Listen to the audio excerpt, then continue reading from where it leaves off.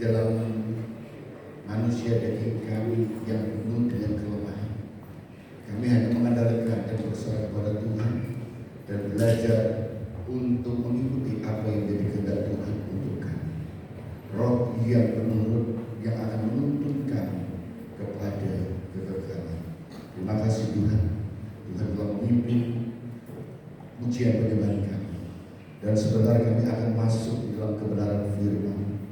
Biarlah firman boleh menuntun kami, menyingkapkan hati kami untuk boleh mengerti apa isi hati Tuhan, maunya Tuhan itu kami. Selidiki kami dan tunjukkan jalan untuk kami dalam kebenaran firman, sehingga hidup kami boleh senantiasa berkenan kepadamu untuk menikmati anugerah Tuhan. Terima kasih hamba-Mu yang Tuhan telah putus untuk menerjemahkan isi hati Tuhan kepada kami dengan pengurapan Tuhan dan jalan kuasa Tuhan. Siap kami boleh mengerti apa maksud Tuhan berbicara kepada kami. Terima kasih Tuhan. Ini doa kami dan kami akan sambut kebenaran firman hanya di dalam nama Tuhan Yesus Kristus. Haleluya. Amin. Silakan duduk Ibu Bapak dan Saudara yang dikasihi Yesus Kristus. Shalom. Shalom. Shalom. Wajah yang penuh sukacita ya. Puji Tuhan. Pagi kita semangat ya. Pagi semangat. Terkhusus hari Minggu kita mulai untuk beribadah kepada Tuhan. Karena inilah dimana waktu yang luar biasa bagi kita untuk boleh bersekutu. Dan saya bangga dan Ibu Bapak semuanya yang setia beribadah ya. Banyak orang-orang yang sekarang nyantai atau menikmati dengan online-nya ya, online. Tetapi kita semua ibadah itu mengandung janji kalau kita juga ada mau mengorbankan itu waktu, tenaga, pikiran kita. Ya, ada suatu aktivitas. Iman itu berbicara aktivitas, berbicara aktif. Maka kita harus, kalau kita beriman, aktif. Ya. Sebentar kita akan dengan firman Tuhan. Bapak tolong HP-nya diperiksa lagi, tolong di silent ataupun di mute pesawat supaya tidak mengganggu kita semuanya. Dan sebentar firman Tuhan akan disampaikan oleh tambahnya, itu Bapak Pendeta Jayadi ya. Dia pokoknya dengarkan saja dulu lah.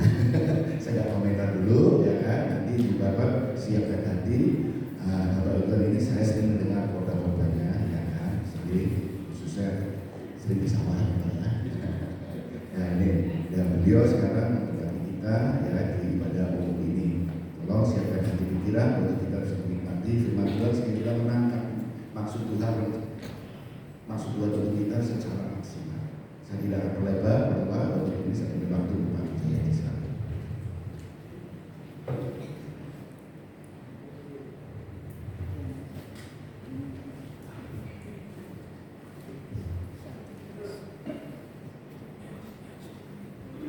Selamat pagi. Shalom. Senang bisa berjumpa dengan Bapak Ibu dan saudara semuanya. Terima kasih untuk kesempatan yang diberikan kepada saya untuk menyampaikan firman Tuhan pagi hari ini. Baik, pada pagi hari ini saya akan menyampaikan firman Tuhan yang saya beri judul Menikmati Hidup Bersama Yesus. Siapa yang ingin menikmati hidupnya bersama dengan Yesus? Mari kita berikan kemuliaan bagi Dia. Ada sebuah pertanyaan yang saya ingin ajukan kepada Bapak Ibu Saudara.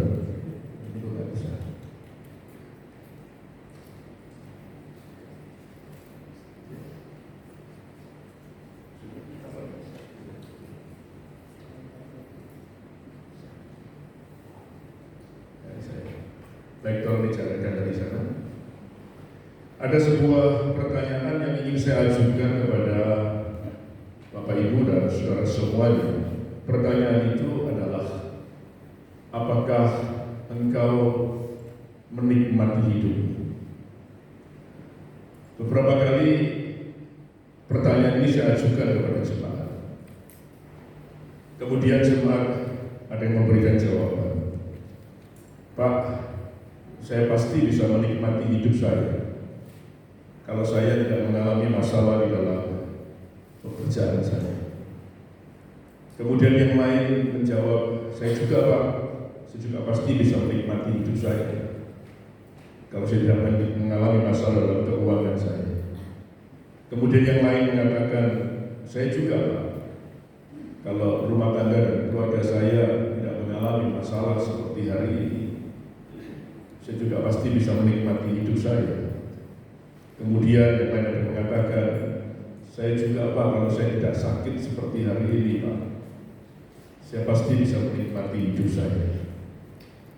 Yang terbanyak memberikan jawaban adalah, kalau hidup ini Pak, tidak ada masalah, tidak ada pergumulan dan kesulitan, pasti Pak setiap kami bisa menikmati hidup ini. Saudara-saudara, kalau kita mau menikmati hidup, kemudian kita mengajukan syarat-syarat seperti apa yang saya katakan tadi, saya berani menjamin bahwa setiap kita tidak akan pernah bisa menikmati hidup. Karena yang namanya hidup tidak bisa lepas dari apa yang namanya masalah, pergumulan, dan kesulitan.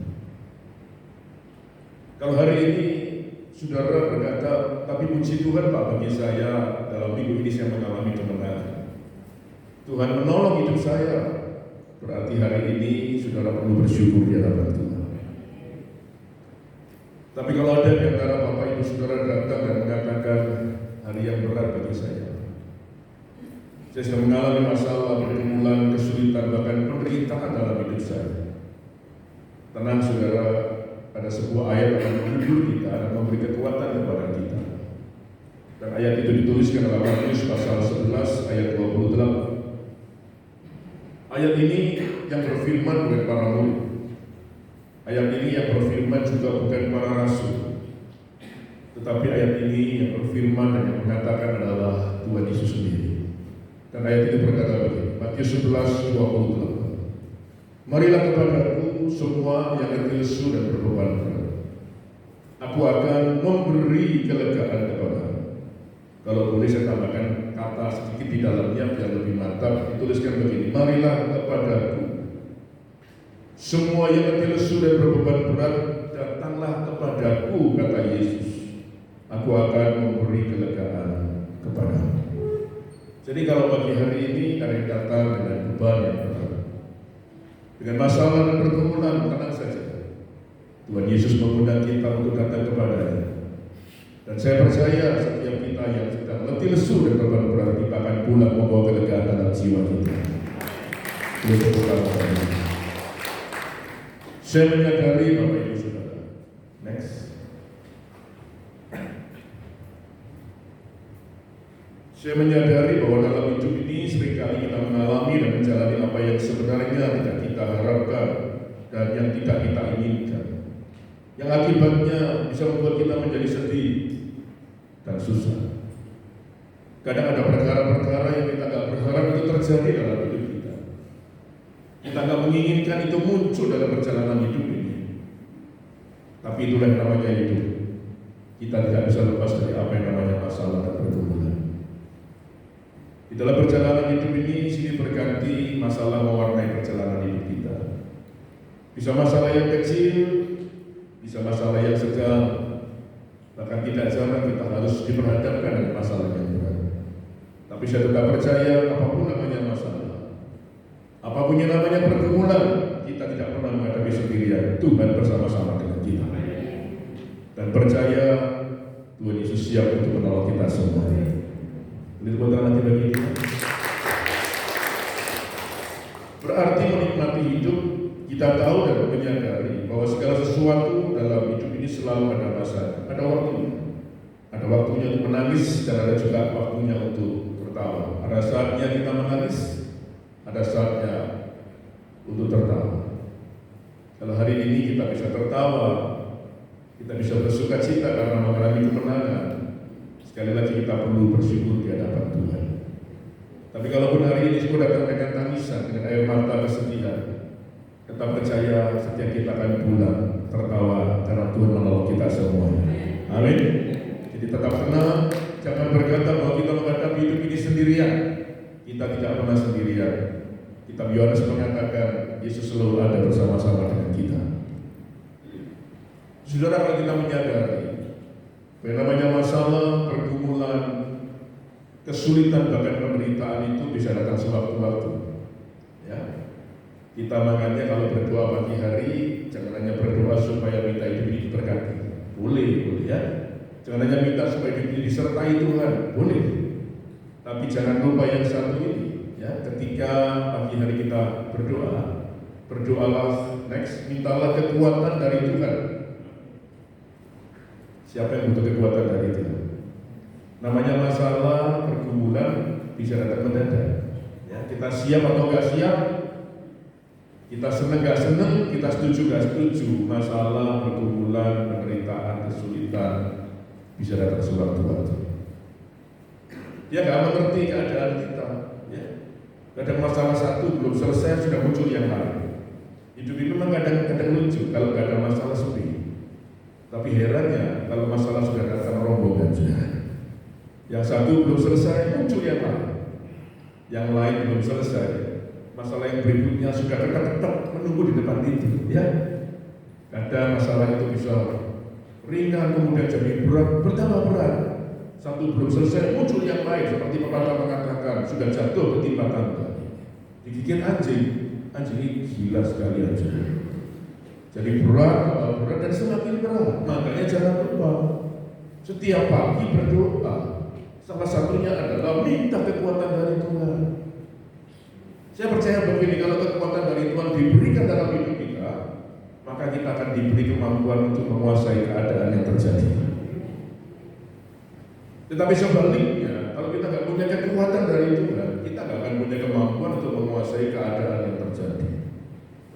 Saudara, salah satu di mana orang itu tetap bersuka cita ketika menghadapi masalah, dia punya kekuatan untuk menguasai masalahnya, betul? Tapi ketika masalah dan keadaan yang menguasai dirinya, dia pasti menjadi orang yang sedih dan susah. Coba lihat sebelahnya, dikuasai atau menguasai, itu contohnya, saudara ya. Yang dia punya kekuatan menguasai keadaan dan masalahnya, dia masih bisa tersenyum, bukan senyum-senyum ya. Masih tetap bisa bersuka cita. Karena apa? Ada kekuatan Tuhan yang bekerja di dalam dirinya. Jadi jangan lupa setiap hari kita butuh kekuatan dari Tuhan. Supaya setiap kita tidak hanya kuat dan mampu menguasai masalah, tapi saya percaya kekuatan dari Tuhan akan membuat kita menang menghadapi masalah. Bapak Ibu Saudara, ketika masalah dan keadaan itu menguasai seseorang, orang itu kemudian lama-lama seolah-olah masalah itu menjadi beban yang berat. Saya ulang, kalau masalah dan keadaan menguasai seseorang, seolah-olah masalah dan keadaan itu akan berubah menjadi beban yang berat. Kalau sudah menjadi beban yang berat, kata Yesus, orang itu akan mengalami letih lesu. Letih lesu sama dengan lelah. Orang itu kalau jiwanya sudah lelah dan berbeban berat, maka akan ada dua akibat yang ditimbulkan. Next. Yang pertama, kemampuan berempatinya bisa merosot. Saya ulang, orang itu kalau jiwanya lelah dan berbeban berat, maka kemampuan dalam berempati bisa merosot. Apakah empati? Empati itu rasa peduli kepada orang lain jadi tidak ada. Dia nggak mau tahu orang lain itu susah, orang lain itu sedang butuh pertolongan, dia nggak mau tahu. GP, emang gue mikirin.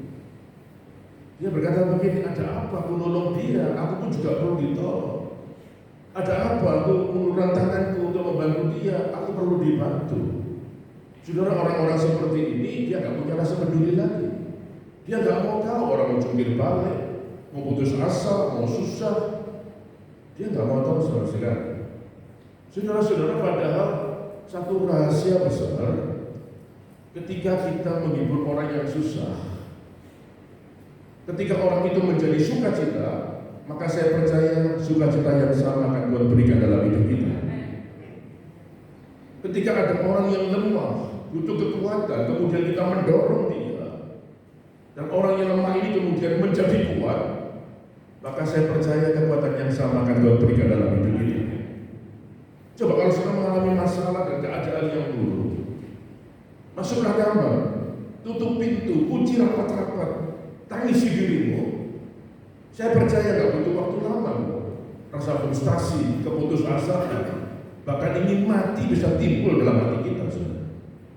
Itu sebabnya kalau kita punya masalah dan mengalami penderitaan, jangan menyendiri. Makanya perlu datang di ibadah seperti Bapak sampaikan. Pertemuan-pertemuan rohani, dengar firman, ketemu satu sama lain, saling sharing, saling menguatkan. Coba ketika saudara datang hari ini lagi susah, dengar firman, saya hibur saudara, yang lain juga menghibur saudara, engkau pulang menjadi kuat. Saya percaya kekuatan yang sama juga Tuhan berikan dalam hidup saya. Tepuk tangan bagi dia.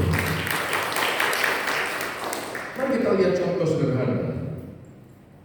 Seorang rasul yang bernama Paulus pernah dicambuk seperti Yesus 39 kali, dianiaya, mungkin juga dipukuli. Suatu hari dia di penjara di kota Filipi. Keadaannya berat, betul. Para pengikutnya di luar sana, para muridnya di luar sana menangisi keadaan Rasul Paulus. Kalau kita lihat wajar-wajar saja, memang keadaan Rasul Paulus lebih berat dibanding mereka. Tapi ketika Rasul Paulus melihat pengikutnya, para muridnya menangisi dirinya, Paulus melihat pengikutnya sudah lemah, gak semangat melayani lagi. Kemudian Rasul Paulus menulis surat Filipi, salah satunya. Isinya apa? Dia menghibur mereka yang di luar sana, balik ya. Dia menulis surat menguatkan para pengikutnya, menguatkan para muridnya. Ketika para murid membaca surat Rasul Paulus, mereka menjadi lebih kuat.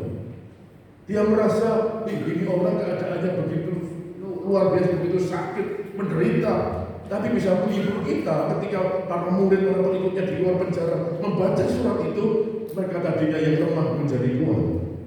Yang tadinya mereka susah menjadi terhibur. Dan kemudian tidak hanya itu, mereka semangat kembali, berkobar-kobar kembali, berkaitan melayani Tuhan. Dan ketika Rasul Paulus melihat keadaan mereka seperti itu, bangkit kembali, Rasul Paulus kemudian menjadi lebih kuat juga.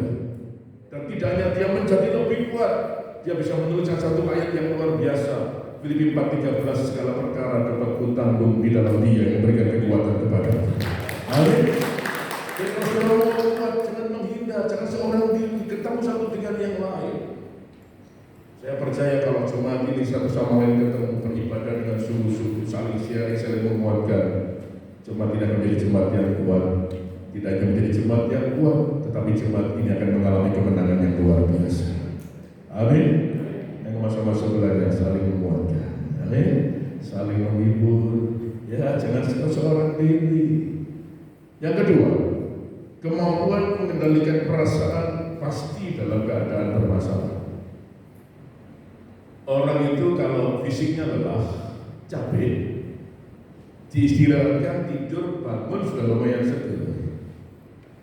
Tapi kalau jiwanya lelah, tidak ada obatnya. Kecuali datang kepada Yesus karena Dia sumber keadaan jiwa kita.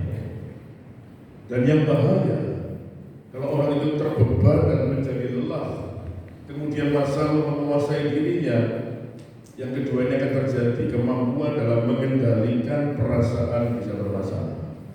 Orang kalau jiwanya lelah, orang itu gampang marah. Orang itu kalau jiwanya lelah, sensitif, gampang tersinggung. Orang Jawa bilang gak kenaikan. Macam oleh sebelah nanti ketahuan dia sini aja. Ya kalau bojone mana jangan nanti pulang perang, urusan dengan Tuhan aja ya. Orang itu kalau jiwanya lelah, masalah kecil bisa berubah menjadi.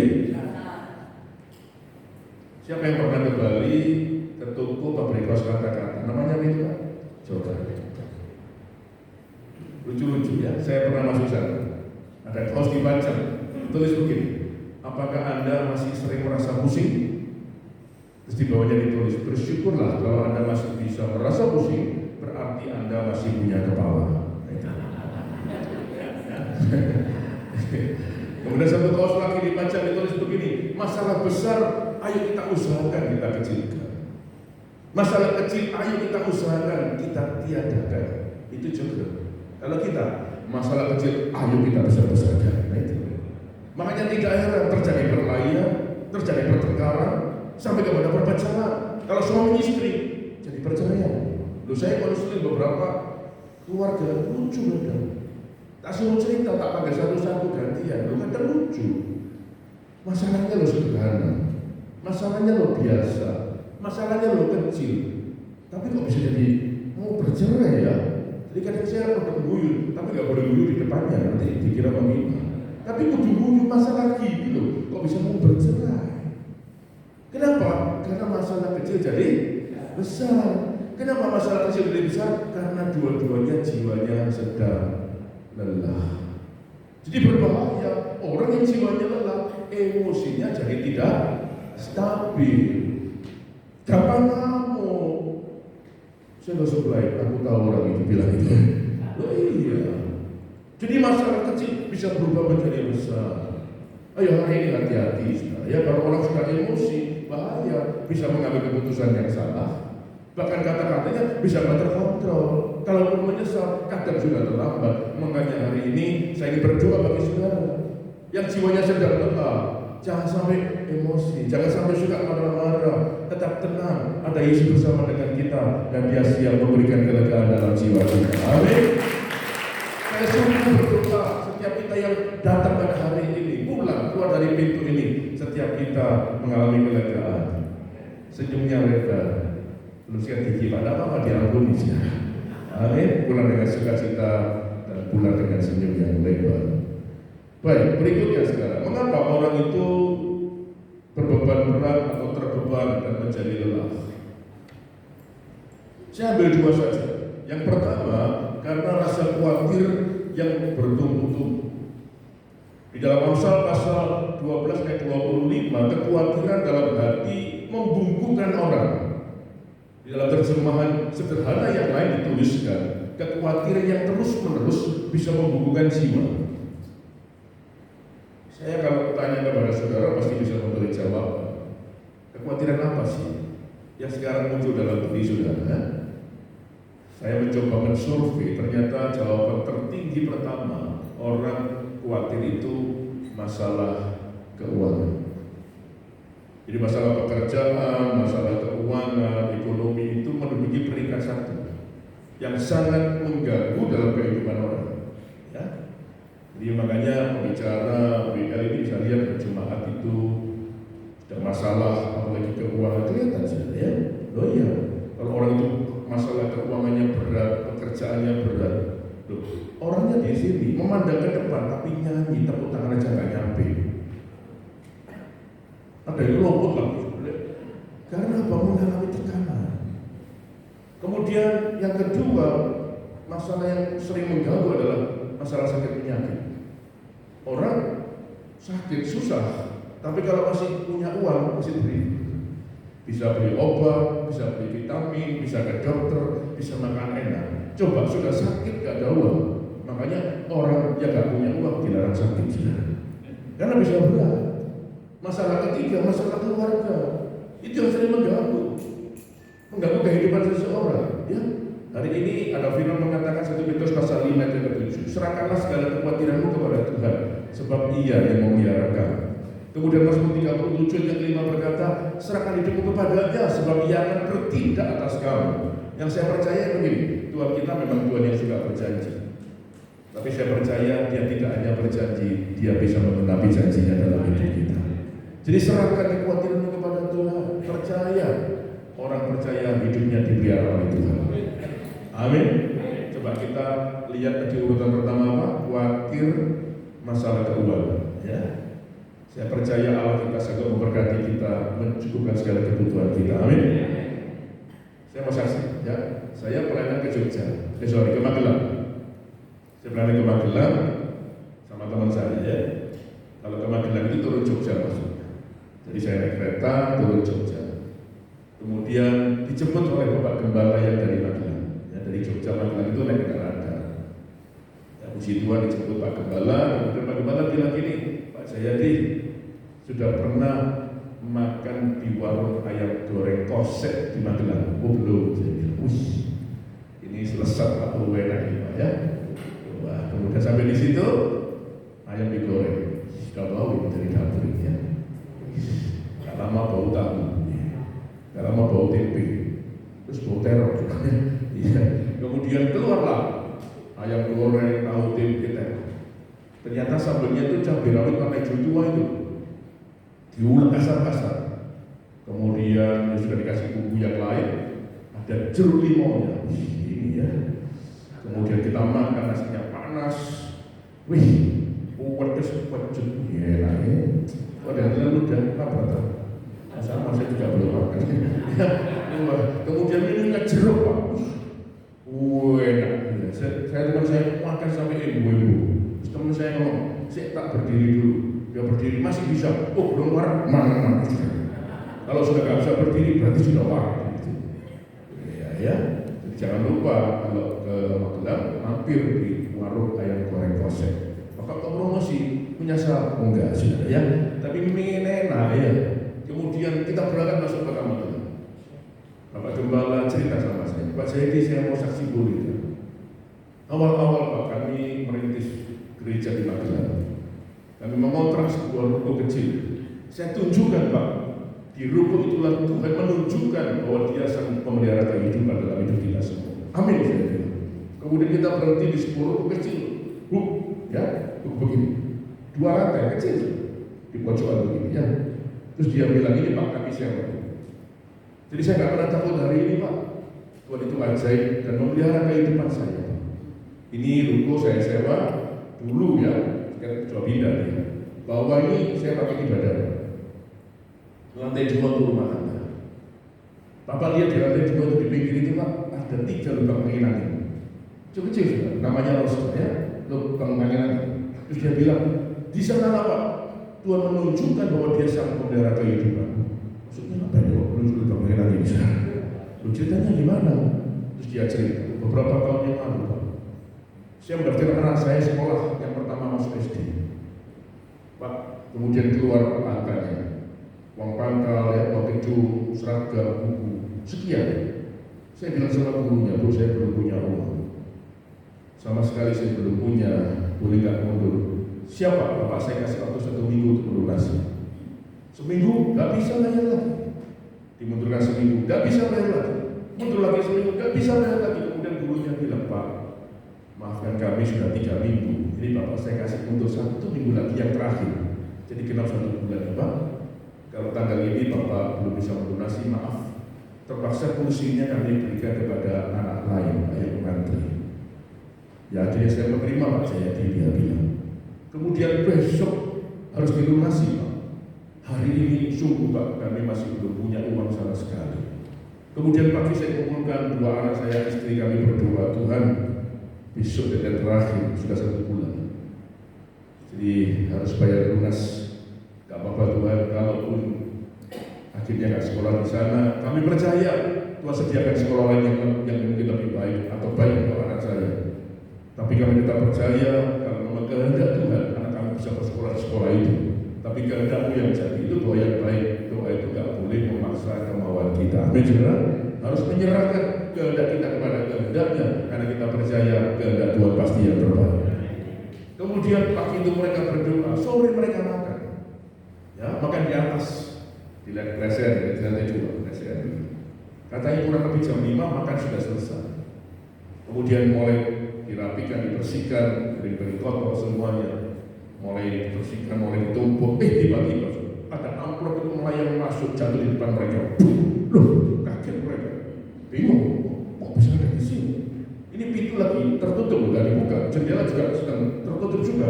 Jadi nggak ada lubang yang lain kecuali 3 lubang angin-angin itu. Terus dia pikir ini aku dari mana? Pintu tertutup, jendela nggak terbuka. Terus dia lihat, wah, jangan-jangan ada yang melempar lewat salah satu lubang angin-angin itu. Saya bilang, Bapak, kalau bentar, berarti dia komentar. Saya bilang begitu sih. Kok bisa masuk begitu? Kemudian kalau dibuka, dihitung sama dia, isinya persis dengan jumlah yang harus dibayarkan esok hari. Kemudian besok jam 7 dia berangkat ke sekolah, dibayarkan lunas. Tapi bertanya-tanya, ini siapa yang pilih? Dan dia kembali ke ruko, katanya kurang lebih jam 8 pagi ya. Ada orang telepon masuk. Dia bilang, selamat pagi Pak, shalom. Oh iya shalom. Pak, saya mau pastikan kemarin saya datang ke ruko Bapak. Saya coba ketar-ketar, tapi nggak ada yang bukain Pak. cukup lama. Saya mau minta maaf Pak, kemudian dengan terpaksa amplop itu mencoba saya lempar dan ternyata masuk Pak di salah satu lubang angin itu. Ini pemain basket ya. Bapak apa sudah terima? Oh sudah. Tak sudah dibuka? Sudah. Sesuai dengan kebutuhan yang Bapak perlukan. Pas itu saya bayarkan untuk sekolah anak saya.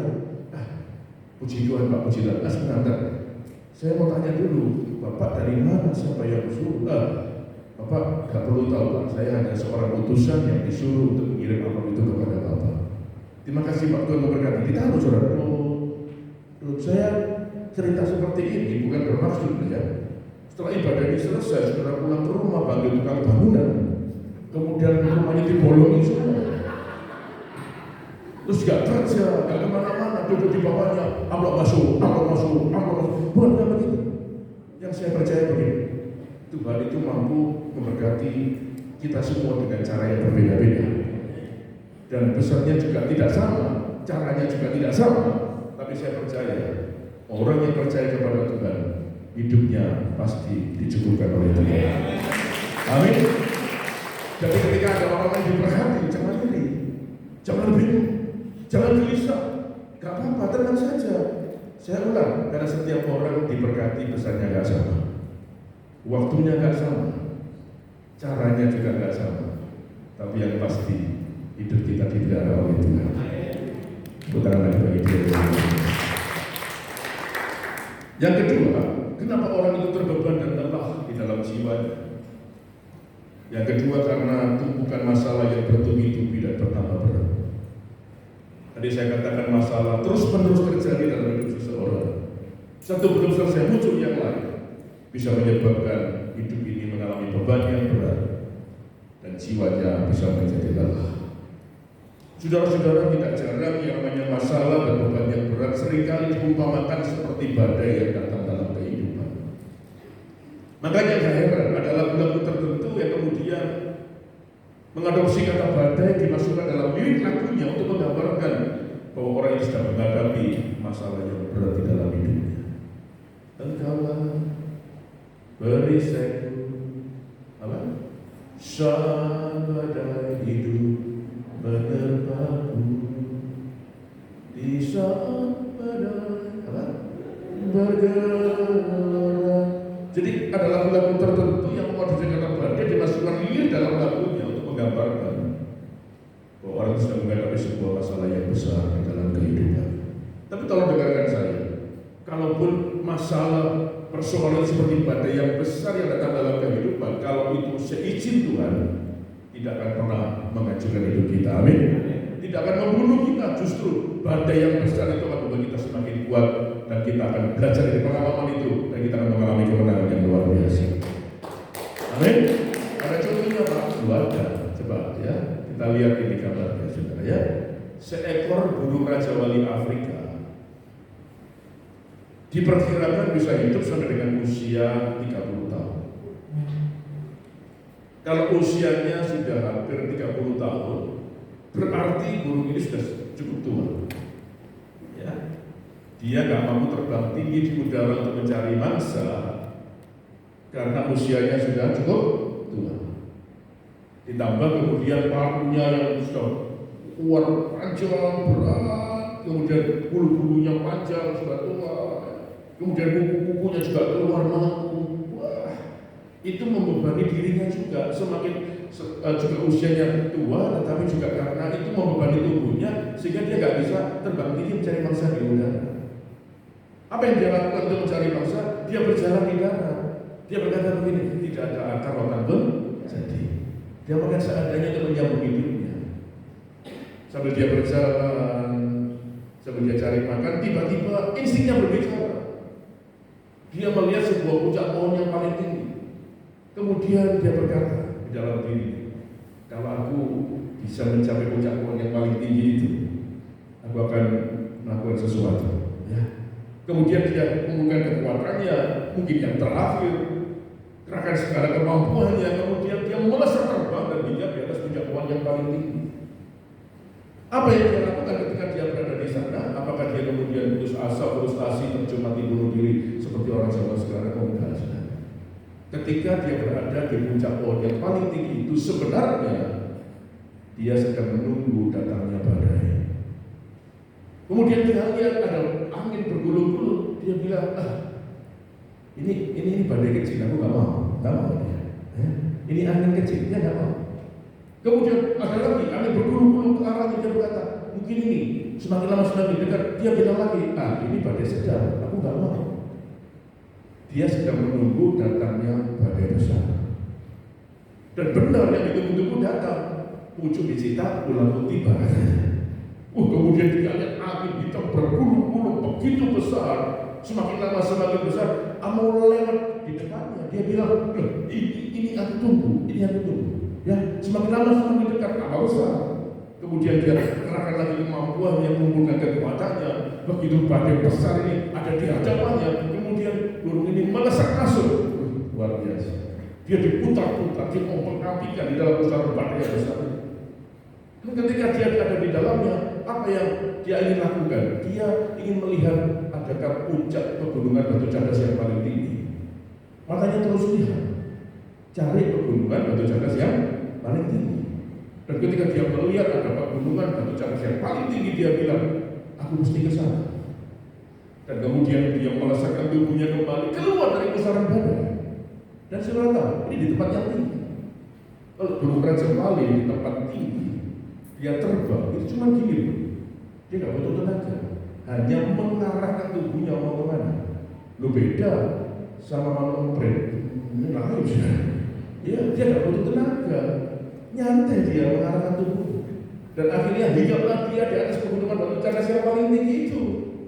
Begitu dia hinggap, nah ini pertama-tama apa yang dia lakukan?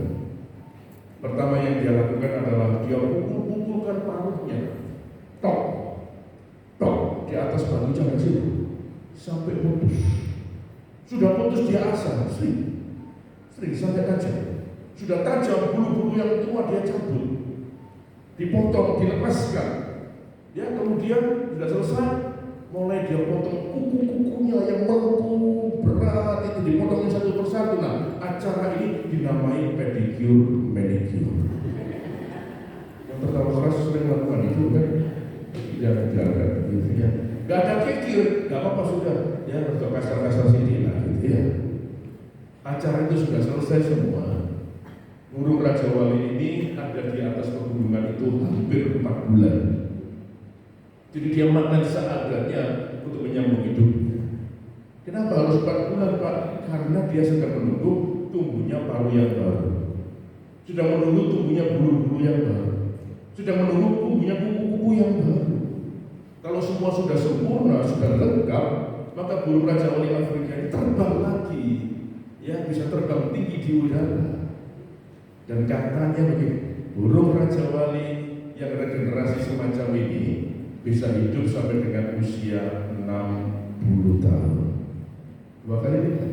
Dan dia siap mencari mangsa lagi di udara. Sudah perhatikan, dia adalah pusaran badai yang besar. Tapi badai itu tidak menghancurkan dirinya.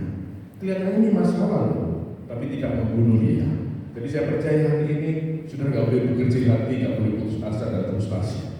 Sekalipun sepertinya masalah itu seperti badai yang datang dalam kehidupan.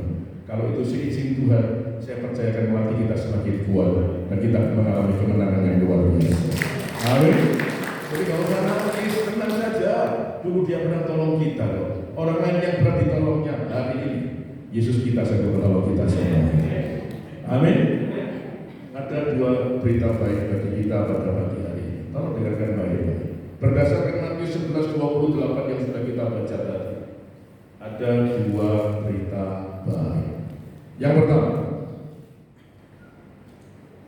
Yesus bersedia memikul kuk atau beban bersama dengan kita. Sudah perhatikan di situ ada gambar seorang petani membawa pikulan dan sedang berdiri di pinggir jalan. Pada suatu hari ada seorang petani yang sedang membawa pikulan, membawa beban, berdiri di pinggir jalan di terik matahari. Tidak jauh dari petani itu berdiri, ada mobil pickup yang mau lewat. Sopir pickup melihat ada petani berdiri di pinggir jalan, bawa beban pikulan, kena matahari, dia jatuh belas kasihan. Kemudian dalam hatinya dia berkata, coba aku mau tanya, kira-kira dia mau pergi kemana ya? Kalau mobilku ini arahnya sama, aku akan menolong dia, mengantar dia di tujuannya. Kemudian berhentilah si sopir dan kemudian bertanya kepada petani ini, Pak Petani, aku melihat kamu bawa beban yang berat, berdiri, kena matahari. Ngomong-ngomong kamu mau kemana? Kemudian petani mengatakan, aku mau ke desa A. Oh, aku lewat. Sampai ini, ya satu tujuan ini, aku pasti lewat kok. Oke, aku mau antar kamu, ya. Silakan Pak Petani naik di atas mobil pickup saya di belakang. Kemudian sopir ini masuk ke dalam kabinnya, petani naik di atas mobil pickup di belakang.